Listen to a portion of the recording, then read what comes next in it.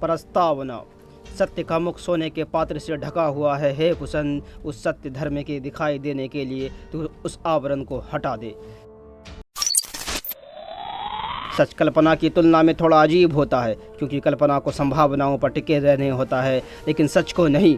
Mark Twain ने बड़े सुक्तिपूर्ण अंदाज में ये बात कही थी। फिर भी हकीकत यह है कि सत्य की प्रकृति भी सदियों से दुनिया भर में दार्शनिक को अचंभित करती रही है। ईसा मसीह के आखिरी भोजन के उस पाक प्याले होली ग्रेल की ही तरह सत्य को अलग अलग दौर व जगहों पर अलग अलग लोगों द्वारा अलग अलग तरीके से परिकल्पित किया गया है। जो लोग एक निष्ठ होकर सत्य के रास्ते पर चलते हैं, उन्हें अनिवार्यतया उस रास्ते जो अकेले चलना होता है, जिसमें तकलीफ़ें व बाधाएं होती हैं, और जिस राह पर किसी और से मदद की अपेक्षा वो नहीं कर सकते। केवल उनकी अपनी चेतना उन्हें रास्ता दिखाती है। गुजरात में 2002 में घटित विचलित करने वाली घटनाओं और उसके बाद फर्जी मुठभेड़ों के सिलसिले की सच्चाई का ये विवरण पढ़ने में बड़ा ही दिलचस्प है। लेखिका के अनुसार ये किताब पाठकों को एक खुफिया कैमरे की नज़रों से और खुफिया माइक्रोफोन के कानों के जरिए हासिल की गई अंतर्दृष्टि से वाकिफ कराती है। इस लंबे स्टिंग ऑपरेशन में इन दोनों को ही इस्तेमाल बहुत खुलकर किया गया है। अब इस किताब में जो सामग्री उपलब्ध कराई गई है वो तथ्यों को जाहिर करती है या महज घटनाओं का एक और दृष्टिकोण उपलब्ध कराती है, ये तय करना पाठकों का काम है। उद्धृत संवादों के जरिए प्रस्तुत किताब का कथ्य पढ़ने में बड़ा रोचक जान पड़ता है। ये कानून का शासन चलाने वाले राज्य के तंत्र और उसकी निगरानी करने वाली संवैधानिक मशीनरी का दायित्व है कि वो यहाँ जाहिर किए गए तथ्यों को विश्वसनीयता और मूल्यांकन करे, और वो हर जरूरी कदम उठाए जिससे देश के नागरिकों का कानून के शासन में यकीन फिर से कायम हो सके। मुंबई में दिसंबर 1992, जनवरी 1993 में दंगों और हिंसक घटनाओं की पड़ताल के लिए जांच आयोग की कार्रवाई के दौरान हासिल हुए तकलीफदेह अनुभवों से और ऐसे दंगों के पीड़ितों के प्रति साफ दिखे उदासीनता के भाव के बाद मुझे ये महसूस होता है कि अब वो समय आ गया है कि राज्य मशीनरी और संवैधानिक संस्थाएं इस तरह के दंगे की वजह से ज़्यादा गंभीरता के साथ पड़ताल करें और उन्हें फिर से घटित होने को रोकने के लिए उपयुक्त कदम उठाएं। इस किताब में जो कुछ कहा गया है उसमें से हर एक बात की पुष्टि करने की स्थिति में मैं तो नहीं हूँ, लेकिन लेखिका के इस साहस और जुनून की तारीफ के बगैर मैं नहीं रह सकता कि उन्हें जो बात सच लगती थी उसे बेनकाब करने की उन्हें भरकस कोशिश की। उनकी और खोजी पत्रकारिता में उनकी हिम्मत कसौटी की प्रशंसा की जानी चाहिए। आज के दौर में बढ़ती बेईमानी, छल कपट और राजनीतिक साजिश के कारण इस तरह की हिम्मत की जरूरत और बढ़ गई है। दूसरे अंग्रेजी संस्करण की भूमिका पिछले कुछ दिन बड़े पेचीदा रहे हैं और आखिरकार मुझे गुजरात फाइल्स के दूसरे संस्करण की भूमिका लिखने के लिए बैठने का मौका ही मिल गया। मुझे अपने दिमाग को थोड़ा शांत करना पड़ा और अपनी पहली 100 प्रकाशित किताबों की कामयाबी के एहसास से पांव एक कदम पीछे खींचने पड़े और उस कामयाबी को उसके असली मायने में संदर्भ में देखना पड़ा। प्रिया रमानी ने मिनट में अपने कॉलम में लिखा, जिस किताब को कभी किताब की शक्ल में नहीं आना था वो प्रकाशन जगत की सनसनी बन गई है। इस किताब के पहले संस्करण की 1000 प्रतियां छापी गई थी। उसमें भी ये डर बेहद हावी था कि उस पर जरूर रोक लग जाएगी। एक समीक्षक ने लिखा कि पुलित्जर पुरस्कार के लिए अगर भारतीय प्रविष्टियों स्वीकार की जाती हों तो यह किताब एक संभावित दावेदार हो सकती है। कुछ लोगों ने इस बात के लिए आलोचना भी की कि जिन घटनाओं का जिक्र किताब में आया है उनका पर्याप्त संदर्भ नहीं दिया गया है। फिर देश भर में किताब के विमोचन के लिए हुए आयोजन में लोगों ने उन स्टिंग टेपों को प्रकाशन के बारे में भी सवाल पूछे जो इस किताब में दिए गए तमाम साक्ष्यों को आधार रही है।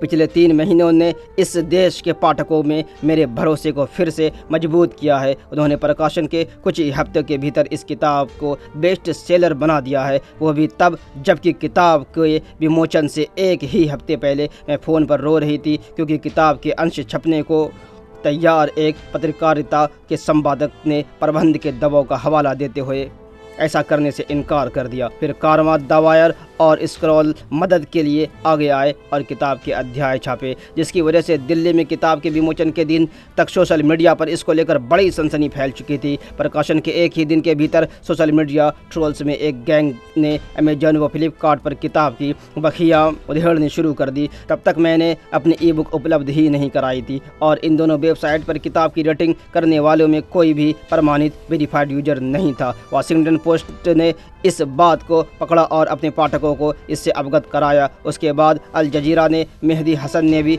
चैनल के मुख्य शो अप फ्रंट में मेरी किताब पर चर्चा के दौरान इस बात को सामने रखा।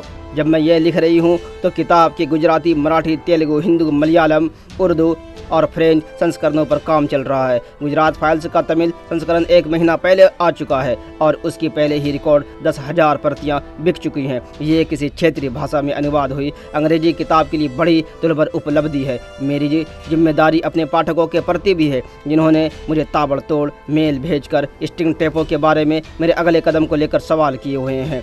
मुझे इन टेपों की लिखित प्रतिलिपि को लोगों के सामने लाने में 6 साल से भी ज़्यादा का वक्त लग गया, जबकि देश के हित में काम करने का दावा करने वाले ज़्यादातर न्यूज़ चैनलों, पत्रिकाओं और अन्य प्रकाशनों ने इन टेपों को छापने या प्रकाशित करने से इनकार कर दिया। मुझे उम्मीद थी कि मीडिया अपनी मुख्या से जागेगा और इस किताब की विषय वस्तु के बारे में रिपोर्ट करेगा, ख़ासतौर पर यह देखते हुए कि मेरे टेपों के जाल में फंसे एक भी अधिकारी या नौकरशाह ने किसी भी प्रकाशित संवाद को खंडन नहीं किया है। इंडियन एक्सप्रेस ने 2 अफसरों राजन प्रियदर्शी और गिरीश सिंघल ने जब संपर्क किया तो उन्होंने इस बात की पुष्टि की कि ये मैथिली त्यागी नाम की एक लड़की से मिले थे और उसके साथ उन्होंने बातचीत की थी।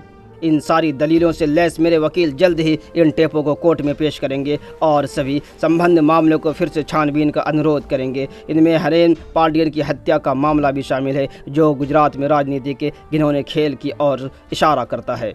भूमिका: सत्ता के खिलाफ व्यक्ति का संघर्ष दरअसल भूलने के खिलाफ याददाश्त का संघर्ष है। मिलान कुंदेरा।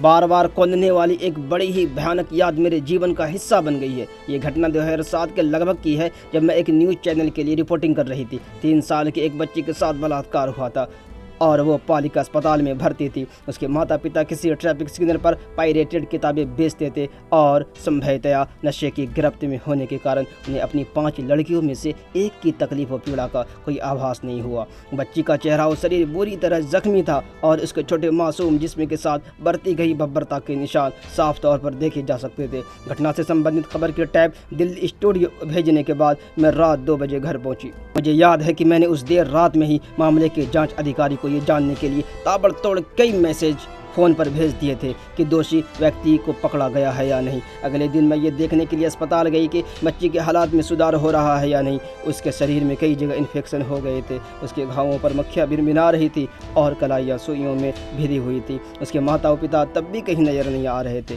दफ्तर पहुँची तो मैंने अपने बॉस से अनुरोध किया कि इस घटना को बड़े तरीके से उठाया जाए ताकि अपराधी को पकड़कर कड़ी से कड़ी सज़ा दिलाई जा सके। वो खाली मुस्कुराकर अपने लैपटॉप पर निगाहें गड़ाए रहे। उस समय बड़ी जोरों की बारिश हो रही थी और मेरे बॉस ने मुझे बारिश में मिलन सब्वे पर ध्यान लगाने को कहा ताकि बाढ़ के कुछ बढ़िया शॉट मिल सकें।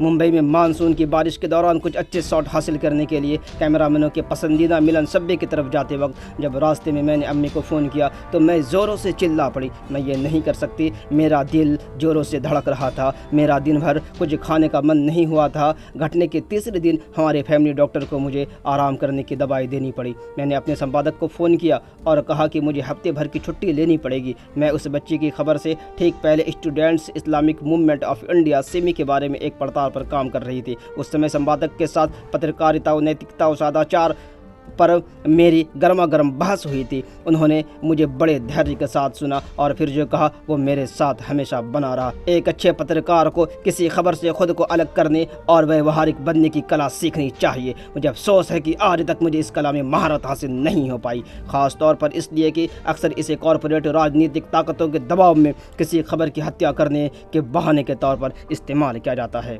अध्याय नंबर 1। मेरे लिए 2010 की गर्मियां पत्रकारिता के नए मायने देने वाली थी। मैं हमेशा अपने आप को एक मेहनती और साधारण संवाददाता मानती थी। इसके पास कुछ आदर्श थे जो कि उसके पुराने विचारों वाले पत्रकार पिता से मिले थे। लेकिन उस समय मैंने अपने आप को एक ऐसे चौराहे पर पाया जहां मैं चाहूँगी कि कोई भी पत्रकार कभी न पहुँचे। मैं 2010 में लंबे मेडिकल अवकाश के बाद तहलका में अपने काम पर फिर से जाने लगी थी। इस दौरान शहर भर के डॉक्टर मेरी बीमारी का पता नहीं लगा पाए थे। उन दिनों में गढ़चिरौली के नक्सल प्रभावित इलाके में एक स्टोरी पर काम करके लौटी ही थी। ये बात उस घटना से ठीक पहले की है जिसे मैं अपने जीवन की सबसे झकझोरने वाली घटनाओं में से एक मानती हूँ। वो थी मेरे बेहद अजीज दोस्त शाहिद आजमी की हत्या।